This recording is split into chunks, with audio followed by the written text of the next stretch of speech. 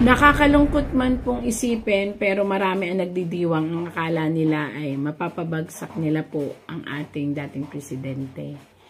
Ito po ang tarot. Mababaliktad po ang sitwasyon. Kaya sana po ako po ay nananawagan sa lahat. Wala po akong kinakampihan. Pag-isipang mabuti. Pag-isipang mabuti ang bawat hakbang.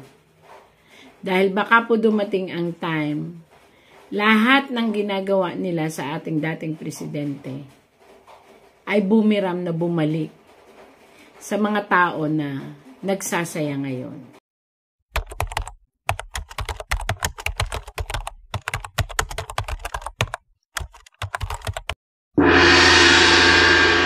Magandang gabi po sa inyong lahat. Muling nagbabalik si Windra dito sa YouTube. Again po sa mga nangyayari ngayon sa ating bansa. Ito po ay kahilingan ng lahat ng mga gustong makarinig bilang isang psychic tarot reader. Ibabahagi ko po sa inyo kung ano po ang nakikita ng ating tarot. Again po, for entertainment use lang po ito. Wala akong kinikilingan or kinakampihan. Kung ano lang po ang makita ko sa tarot, yun po ang babasahin ko. Ito po ang tarot. Ito po ay aking babalasahin. Balasa. Ayan. Nakikita nyo po, binabalasa ko. At ito po ay i-divide ko sa tatlo. 1, 2, 3. Sa tatlo pong, ayan, may pa. Ayan. Sa tatlong baraha, ngayon po ay aking kakatukin itong isang baraha na nasa kaliwa ko at itong kabila naman ay nasa kanan at gitna. So, since ako po ngayon ang babasa, sana po again and again, for entertainment use lang po sa mga nangyayari ngayon sa ating paligid, sa ating politika at sa ating panahon. At kung ano talaga ang nakikita ng tarot, ito po ay babasahin ko lang. Dito po sa parting ito, aking kaliwa, ay ikakatok ko or hihilingin ko sa tarot ko ang pangalan ng ating dating presidente na si Duterte. Hindi ko na po sabihin yung buong pangalan kasi kilala naman na. Dating presidenteng Duterte, pakita mo sa akin tarot kung ano ang mangyayari sa kanya. Ito po. So, unang babasahin ko po ay ang nasa kaliwa ko kung saan sinasabi ko, ipakita mo sa akin tarot kung ano nakikita mo kay dating President Digong Duterte. Kita nyo naman po ha, babasahin ko at i-interpret ko po. Nakikita nyo po ito. Ito ay isang pag-asa na hinahawakan niya dahil may star siyang hawak. Ang ibig sabihin po nito, maaaring sa isip ng dating presidente ay ang hinahawakan niya ay ang liwanag. Ano yung liwanag na yun? Yun yung kanyang paniniwala. Yun yung nais niyang iparating na liwanag. Gusto niya ng kaliwanagan sa lahat ng nangyayari. Yan po siya. Gusto niya ipaliwanag, iparating, kaya binibigay niya sa universe. Binibigay niya sa universe ang paliwanag, binibigay niya sa universe ang lahat ng sitwasyon. Siya ay nasa hangman. Bakit hangman? Delikado? Kasi maaaring mabuhay or maaaring mamatay siya. Ito po ha. Ito po ay sa side po ni ang ating dating presidente. Ito po ay ini-interpret ko. Maaari siyang mabuhay, maaari rin siyang hang siya, mamatay. Yan po.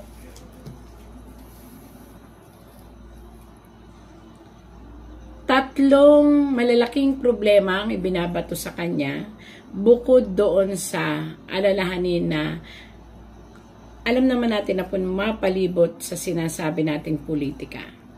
Ang una, yung tunay niyang karamdaman, meron siyang physically health na danger, yung diabetic niya or yung dugo niya, plus yung sistema ng kanyang tiyan. Kaya nakaganon. Pati na yung stress. Yan po.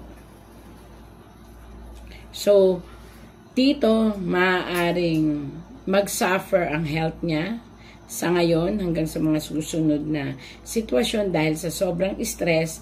But not only that, maano dito kasi is yung kalusugan niya sa pag-iisip na marami siyang gustong sabihin, marami siyang gustong iparating sa mga tao, pero hindi nga niya maiparating kasi nga ayaw niya, sinasarili niya yung mga bagay-bagay na problema ng kanyang kalusugan para sa ikabubuti nitong nakahigang ito. Itong espadang ito, ibig sabihin itong espadang ito is gusto niyang ilaban kung ano yung tama. Ito ay isang babae. Anak niya to. Alam naman natin na may anak siya na lumalaban. Actually, kung pakikinggan lang po dito, ang kutsilyo o ang espada na ito ay paglaban sa hustisya. Nilalaban nila ang hustisya at kung makikita nyo po ang hustisya ay pantay.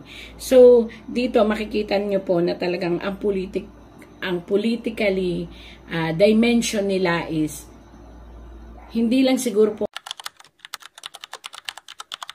makita ng karamihan o yung iba nakakakita na ng katotohanan pero ang gusto nila ay patas na laban. Ito po, ayan, nakita nyo. Again po, binabasa ko lang po ang interpretasyon. Isang babae, kadugo ito.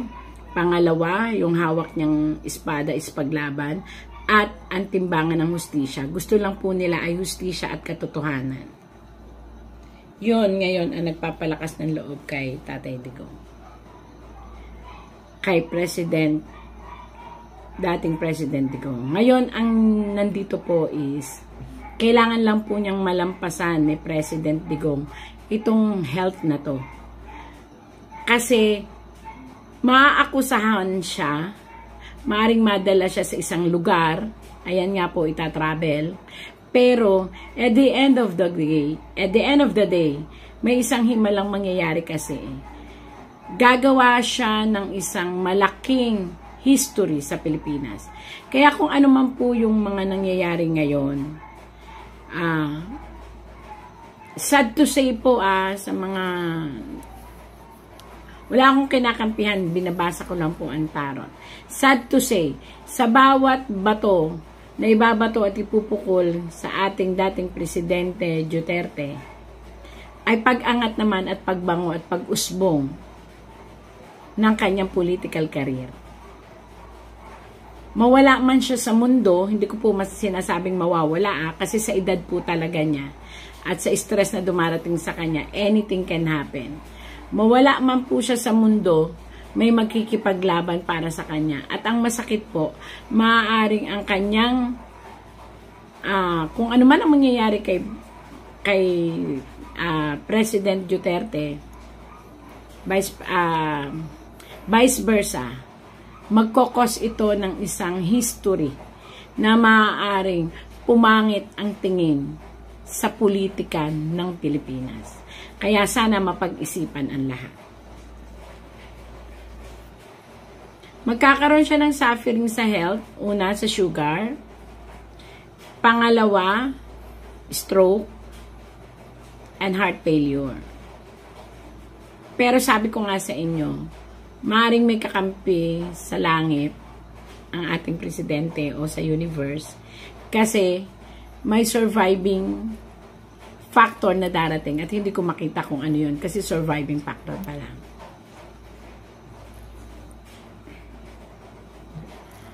Nakakalungkot man pong isipin pero marami ang nagdidiwang ang akala nila ay mapapabagsak nila po ang ating dating presidente. Ito po ang tarot. Mababaliktad po ang sitwasyon. Kaya sana po, ako po ay nananawagan sa lahat. Wala po akong kinakampihan. Pag-isipang mabuti. Pag-isipang mabuti ang bawat hakbang. Dahil baka po dumating ang time, lahat ng ginagawa nila sa ating dating presidente ay bumiram na bumalik sa mga tao na nagsasaya ngayon. Hindi ko po alam ito eh. Ito ay pagsasaya na biglang babaliktad. So, nakikita nyo naman po ang pagbabasa ko, ha? Wala akong kinakampihan. Nagbabasa lang ako according to my tarot. Isang tao na napaka-impluwensya ang talagang hindi aalis sa tabi ng presidente, dating presidente Duterte. Isang kaibigan ito na talagang, at hindi lang isang kaibigan, may 4 na malalaking taong kaibigan na bumibilib sa kanya, na maaaring sumuporta hanggang dulo.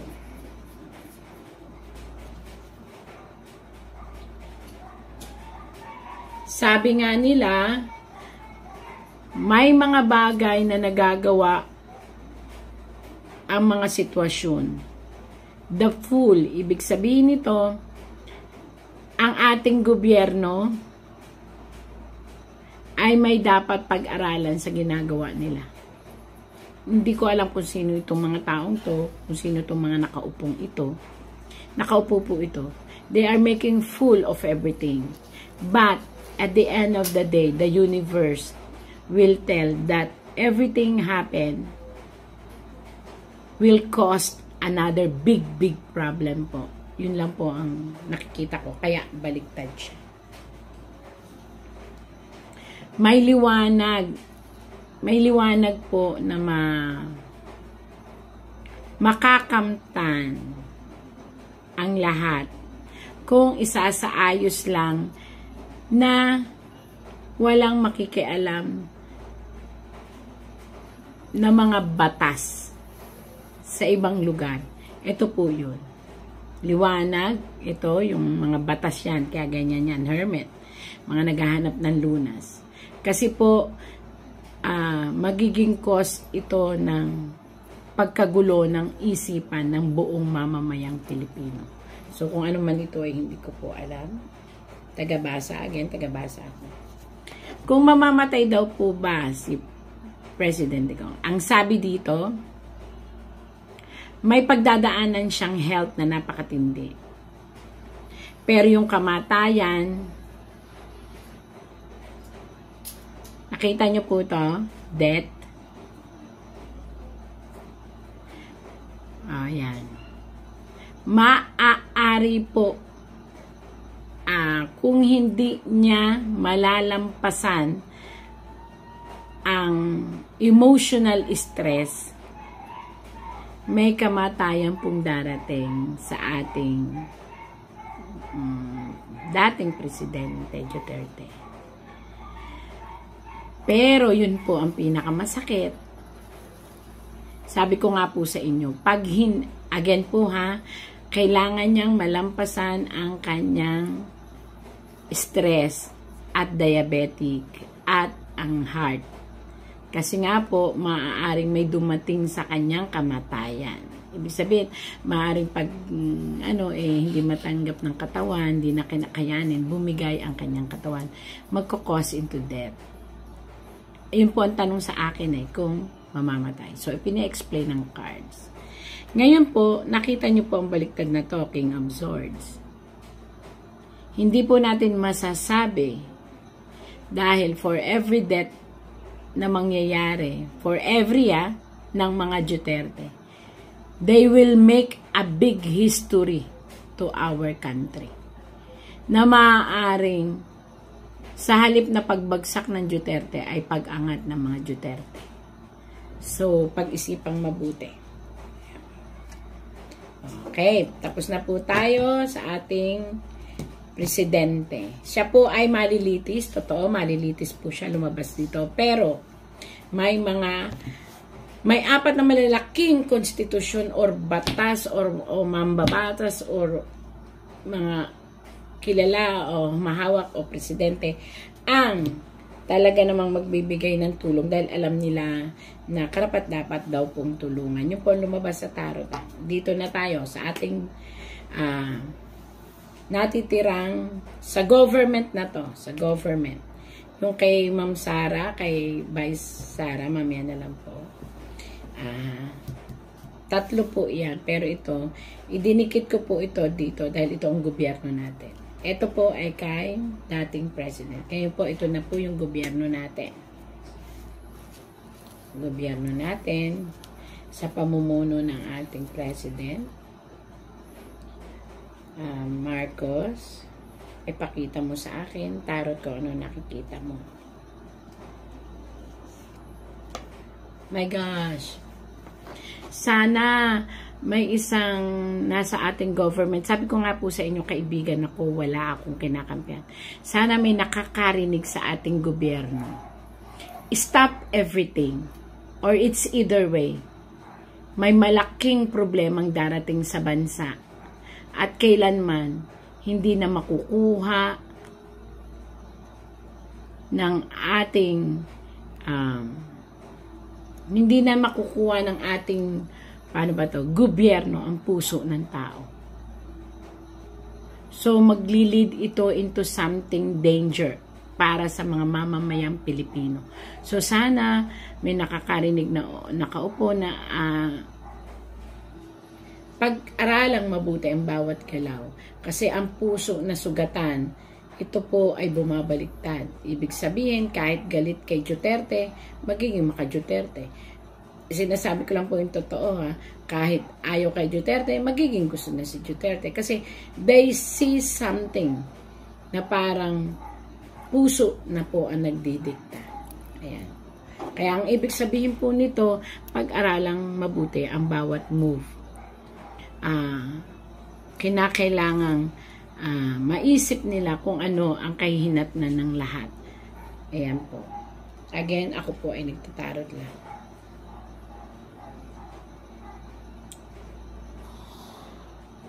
Kasi nakalagay dito ang isang hari na bumabaliktad. Ang ibig sabihin, lahat po ng nangyayari ngayon dito sa isang tinarot na kay President Duterte ay itatanggi po ng hari.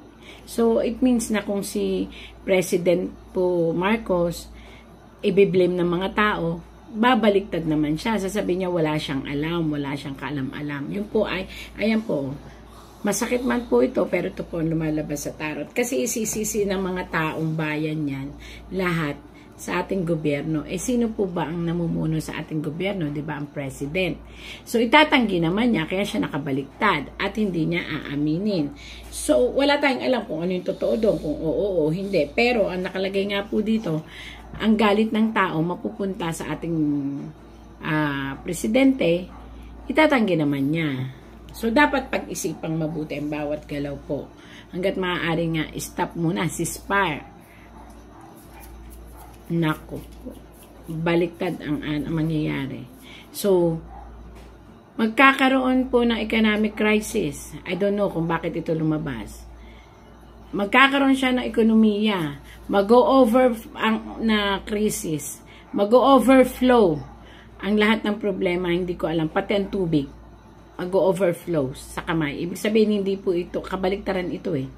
Hindi ito ang kaginawan. Ito ang downfall.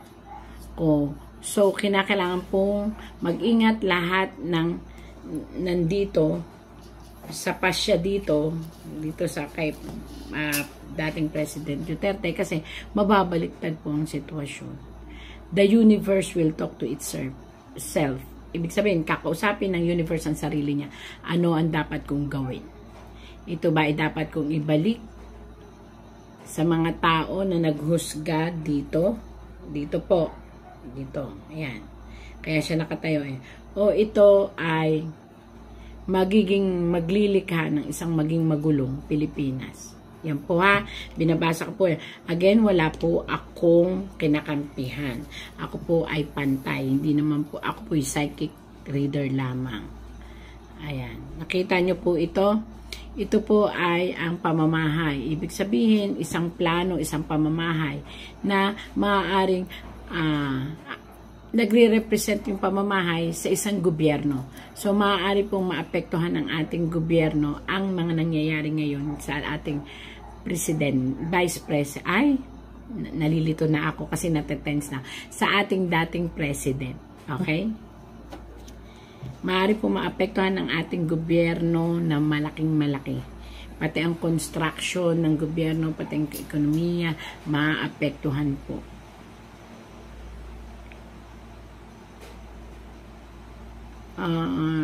even our financial matter in the Philippines, pati ang kasiyahan po ng mga tao maguguluhan. At worst to worst scenario, gumagawa sila ng isang magandang panlagay sa history ng Pilipinas. Hindi nila, so ibig sabihin kung ano man ang gagawain nila dito sa taong ito, magre-reflect ito na isang history ang magagawa ng isang Duterte. Mare-record ito at makukuha niya ang masa. Ayun po ha. So sana mapag-isipang mabuti. Wala akong kinakampihan kung ano lang ang nakita ng tarot. Dito na tayo kay Vice President. Nagtira po ako dito. Mamaya ko yung babahasahin pangkalahatan niya. Kay Vice President Sara Duterte,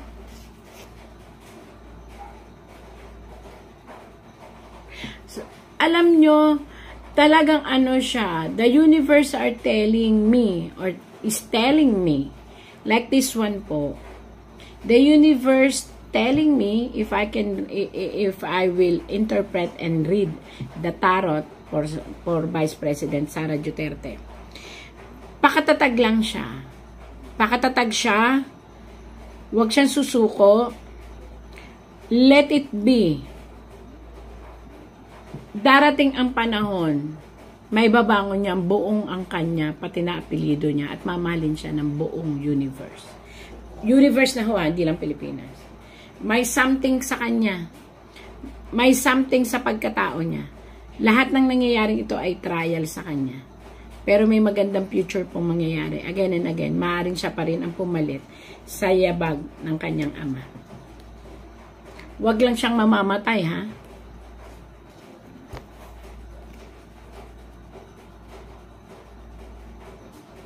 Maaaring tumatalikod lang ngayon ang mga sitwasyon na pakiramdam ng ating Vice President ay pakiramdam niya ay nakatalikod lang ngayon. Pero hindi yan totoo. May isang biglang maglalabas. May isang malaking tao ang lalabas at sila ay tutulungan.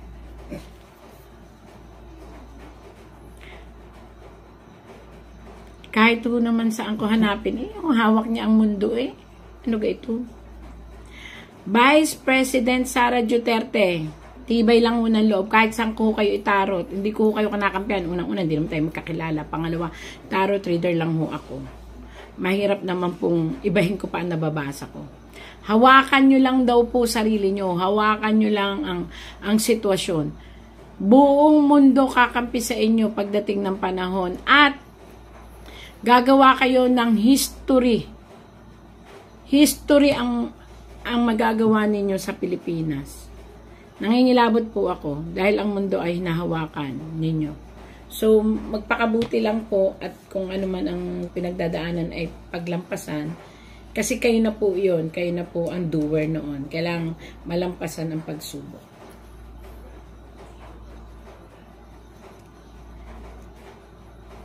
Aha. 3 tao. Dati 2 tao. 3 tao talaga ang nagkiklaim ng inyong pagbagsak po. Ayan. I-stop ko na po ang tarot dito. Mabuhay lang po kayo. Pagtiisan nyo lang po lahat. Mananalo po kayo sa puso ng masa. Ayan po. Winning point po yan. Yun lang po ang kaya kong ibigay ngayon sa tarot reading na ito. Ayan po. Ma'am Sara Duterte. Ayan po. Yun po ang aking Ngayon po may natira sa inyo. Tapos ito, pagsasamahin ko. Ito po ang general. Sa general po ito ha.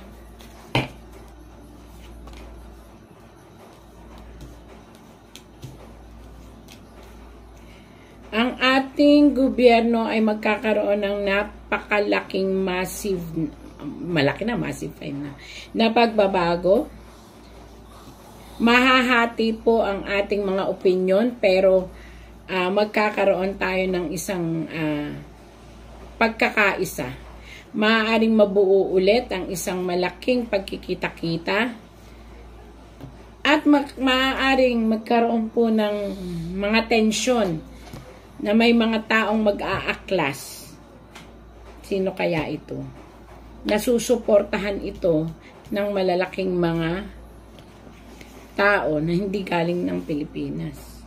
May pag-aaklas pong mangyayari. At mayroon pong nakita ako dito na pagkakahati-hati. Mahahati ang Pilipino. Sana wag naman.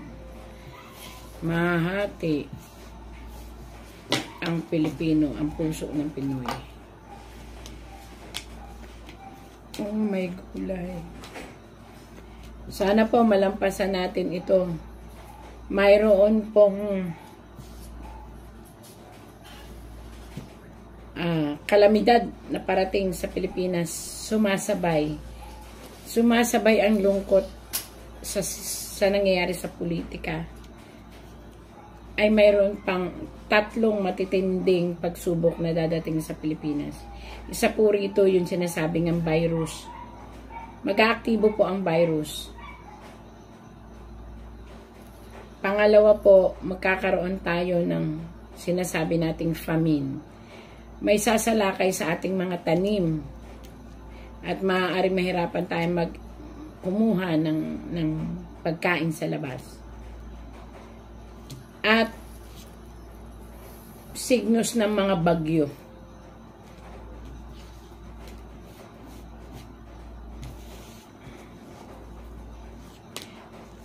Pangkalahatan na po ito ha. Ang malalamig na lugar ay mag-iinit at uulanin ng mga apoy. Ang maiinit na lugar pati na ang disyerto ay uulanin ng tubig, babahain at magyeyelo. Magbabago po ang ating temperatura.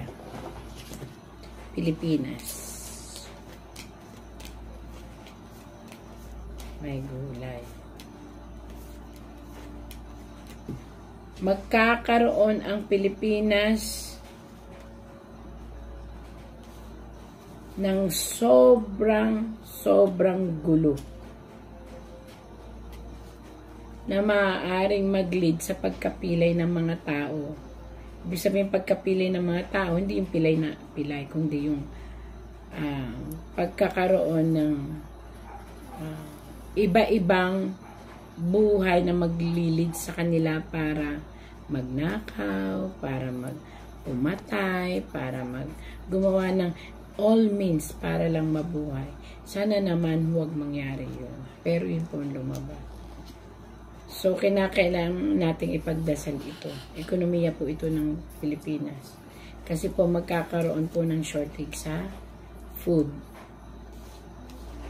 At darating pa ang napakaraming gulo, awayan, na mag-o-offer ng pera, iba-ibang kaisipan, na dapat ay may bagong pag-asa, pero ang nangyari, ang mayaman yayaman, ang mahirap, lalo maghihirap, parang ganun. Ay, ang sagwa naman itong nakita ko. Sana naman huwag. Tapos, marami pong magkakaroon ng tsunami. Hindi ko alam kung sa isang lugar ng Quezon or something na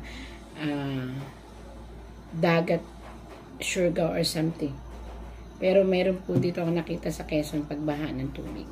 Bakit ganun? Laging Quezon na nakikita ko. Mindoro meron din. Marikina. Naku. Magdasal po tayo lahat para lahat maging maayos na. Lahat na nangyayaring ito ay dala ng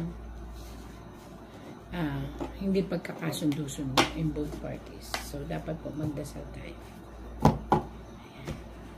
Nalulungkot po ako kasi akala ko ang ganda-ganda na mababasa ko sa tarot. Pero ganun nga po ang nabasa ko sa tarot.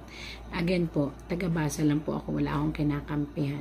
Sana po, ang panawagan ko sa mga nakaupo, pag-aralang mabuti ang lahat ng kanilang decision making, ang ginagawa nila para hindi naman ang bansang Pilipinas at kami, mga tao ang mamamayan na naapektuhan. Ganun na rin naman po sa side po ng ating Vice President and dating President ko.